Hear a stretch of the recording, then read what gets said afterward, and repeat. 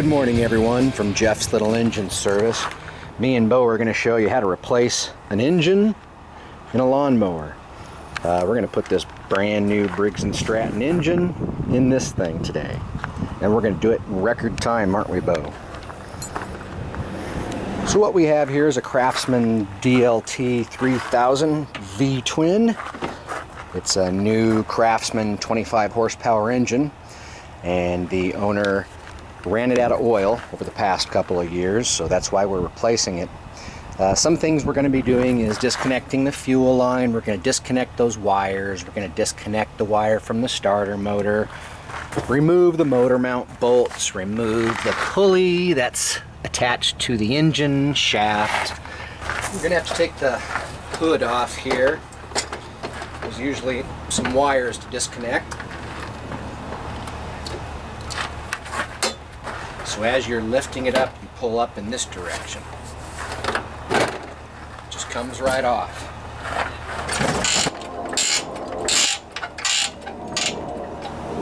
So to get some of these bolts off, motor mount bolt and the pulley bolt, you can use an old school ratchet, but it's a lot more difficult that way.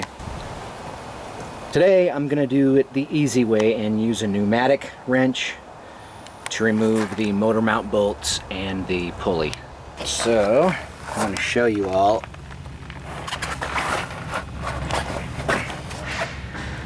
There's the pulley I'll be removing and taking the belts off. You can see that's the mower deck belt, the lower one, and then the drive belt is up on top there.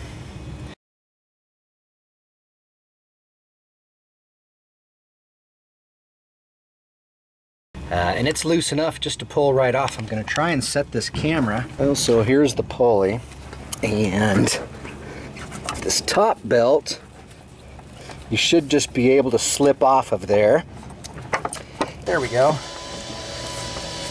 Now, to get this lower one off, you just take it out from the guides, pull on it. If you pull down hard enough, there we go. And remember, this pulley has dropped already a bit. There you go. I could have just pulled that pulley off. Yep, that's how it goes. So now that we have the pulley removed, we have 4 motor mount bolts up in here that we need to find, first of all, and take out. I removed the grass, and you can see the bolts there and there. And then that one, and unfortunately the other one is behind this bracket that holds this pulley, so we're going to have to possibly move that pulley or get up in there with a different type of wrench. So I have my 9/16 socket and my extensions on my impact wrench, and I'm going to get up in there and 1 bolt down, 2 bolts down, 3 down, and then I'm going to have to figure out how to get this other motor mount bolt loose. So with the parking brake set there, that actually moves that pulley. I don't know if you can see it, but it moves it out of the way enough to where you can get to that bolt. There's the last bolt.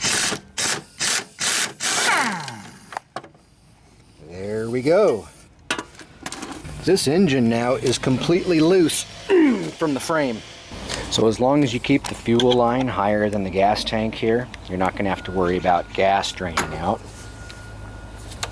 So let's disconnect the fuel line here. Clamp. Now we need to remove the starter wire, and it's a 7/16. I use 2 wrenches. One is kind of thin to get in behind here because there's two nuts, and then you use the other 7/16 here to loosen.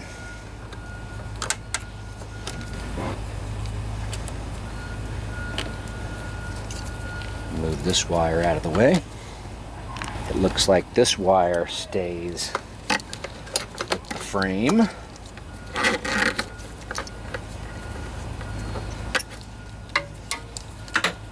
Somewhere in here we have a connection. I'm gonna have to cut that zip tie so I can get in here and see what's going on.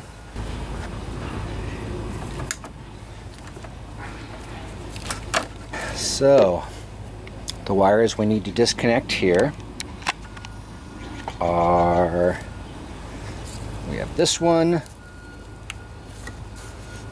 If you wiggle them, they come apart. Sometimes I have to use a pair of pliers to pull them apart. This one, you just squeeze each side here and it wiggle it and it pulls off.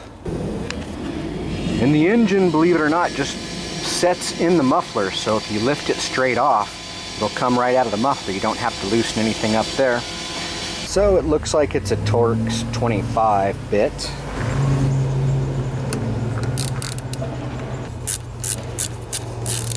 And I'll just loosen it enough to pull the cable out of there.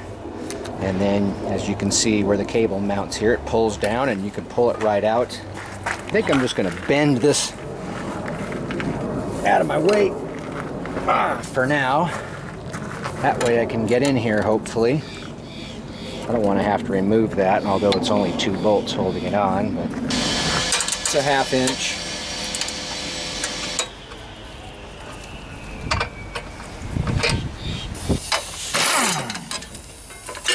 See the whole engine move? Once again, this is a T25 Torx bit, and I loosen it just enough so I can pull the cable out and pull it. So as you can see, this engine's ready to come out of here.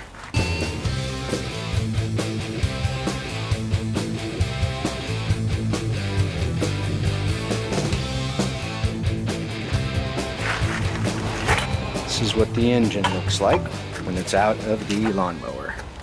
Now we need to see what's in this box right here.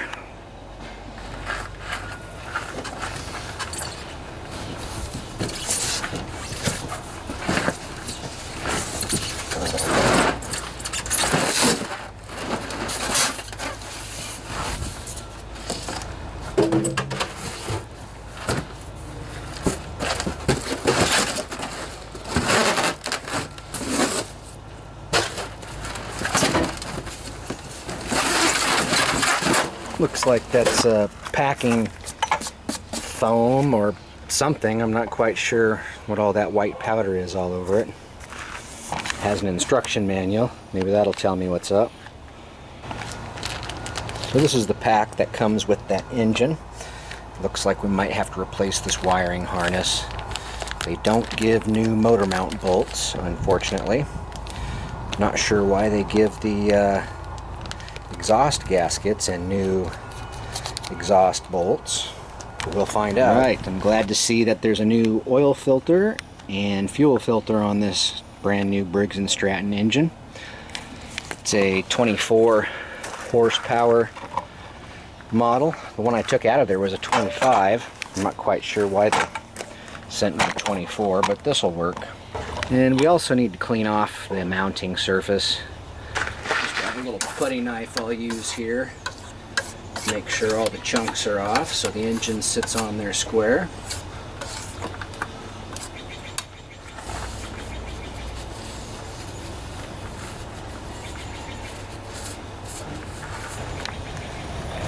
Alright, time to beast out here.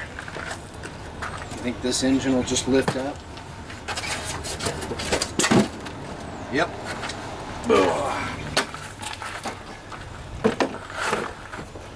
Be careful of the shaft.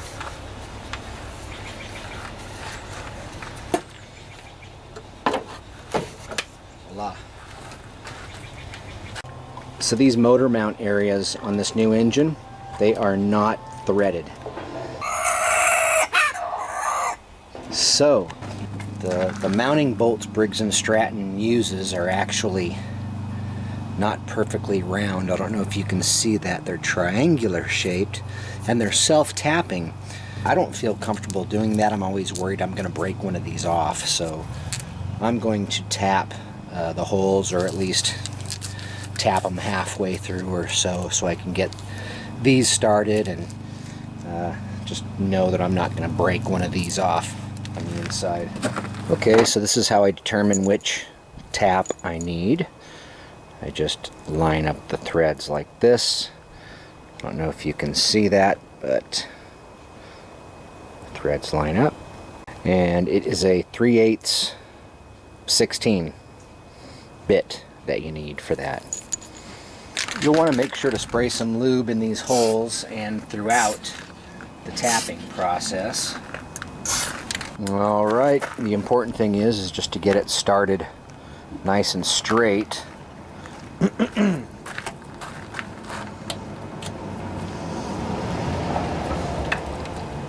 Once it bites in, oh, see, that's a problem. My tap is hitting the shaft. So we improvise. This is how I'm going to do it. Sure am glad that guy is cutting concrete next door again. So tapping bolts are pretty easy. You just have to make sure you go in straight, and the tool really does the work. I already have it lubricated in here. I'm just going to start turning it in. Well folks, I'm sorry, it's going to be a little noisy. The neighbor on one side of me is cutting concrete. The other neighbor has been using a blower out in the street for about 2 hours, and he almost got hit by a car, so now he's cussing up a storm. So I'm just going to have to continue anyways.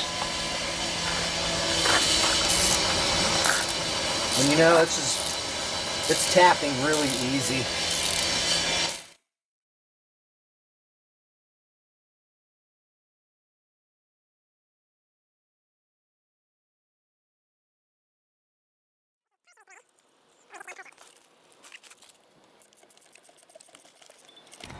You know, when threading or tapping holes by hand, you just kind of want to go slow. When it starts to get too tight, you just back it out, clean out the hole, clean out the bit, and go in again. Make sure it's nice and lubricated as well. I got the engine in here. I tapped out the holes. And you can see I've tapped them out. Not quite all of the way, but tapped them out most of the way, which should be good enough. It's time to get the motor mount bolts on. All right, it went in, no problem. That's a good sign. Try this one.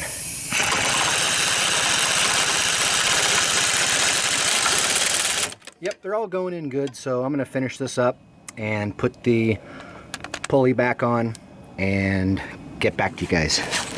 So I always put a little bit of anti-seize compound, that little silver blob there, on the pulley bolt and inside the pulley. So if I ever have to work on this lawnmower again and have to take off this pulley, I'll be able to get it off easy. And it wouldn't be a bad idea to put anti-seize all around the shaft there as well. So to put this pulley back on, you just have to match the keyway on the shaft there to the keyway inside the pulley. And it's a good idea to get it inside that belt at this time too. Make sure that parking brake is still set. Alright, so we'll spin this around until we line up the keys. There we go. And now's the time to put the belt, the drive belt, excuse me, on that pulley. And so to get the belt on, just make sure it's inside the keeper here. You wrap it around, and then if you turn the engine, the belt will slide right into place. Okay, so we have the motor mount bolts on, we have the pulley on, we have both belts in place. Time to start working on the wiring here. Looks like on this engine, the fuel pump is on this side, so we'll reroute the fuel line there. It looks like we can shorten it quite a bit.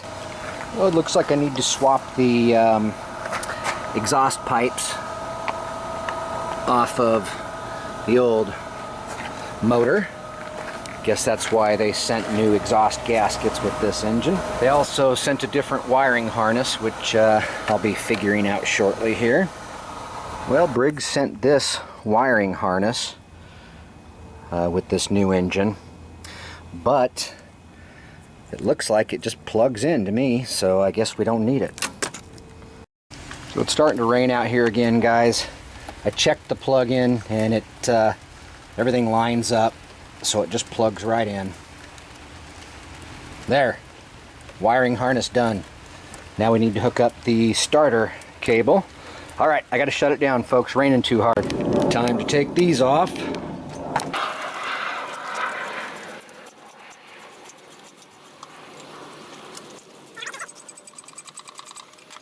So don't forget to remove the gaskets, the old gaskets. A lot of times they're stuck on there.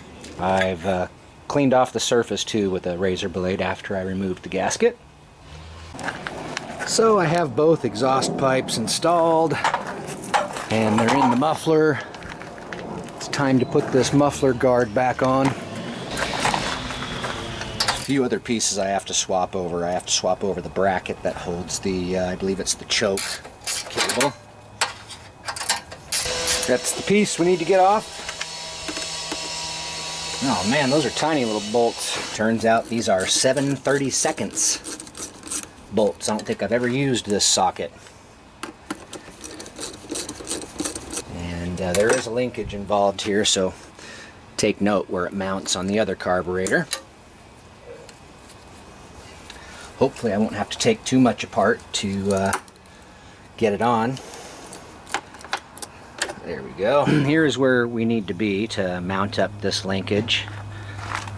And I'm pretty sure I can do it without taking anything off, hopefully, if I come in at the right angle. So this is how the linkage goes on. I'm going to take this out in hopes that I can get it in here easier. Yeah, I can get it in. I just have to work the angles. The camera's not going to be able to see, so I'm going to just time to hook up the cables.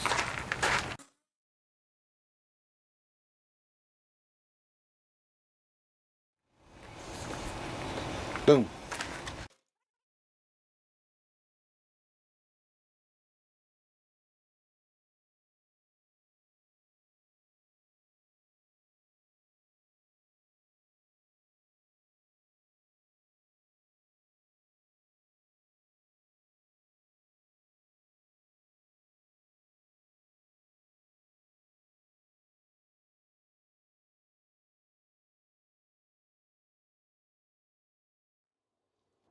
And it takes about 2 quarts to fill it up, I think.